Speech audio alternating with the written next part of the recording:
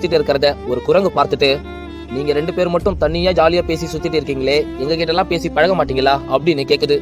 அதுக்கு அந்த 2 குரங்குகள் சொல்லுது, பிடிச்சவங்க கூட இருக்கிறப்ப இந்த உலகமே ரொம்ப அழகா தெரியும். அப்படி இருக்கிறப்ப எதுக்காக நாங்க மத்தவங்க கிட்ட பேசணும் அப்படின்னு சொல்லிட்டு போகுது. ஒரு நாள் திடீர்னு அந்த 2 குரங்குல ஒரு குரங்கு இறந்து போயிடுது.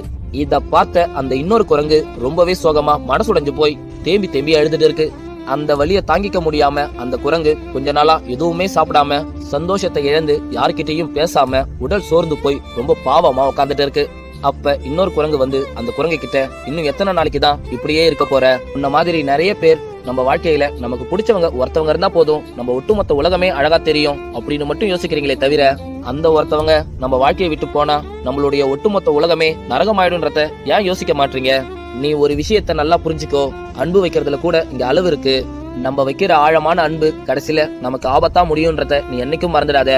நீ பாசம் வச்சத நான் தப்புன்னு சொல்லல, ஆனா அந்த பாசம் வச்சவங்க இல்லன்றதுனால நீ உன்னையே அழிச்சிக்கிற அளவுக்கு யார் மேலேயும் பாசம் வைக்காததான் நான் சொல்ல வரேன். இந்த குட்டி ஸ்டோரி பிடிச்சிருந்தா மறக்க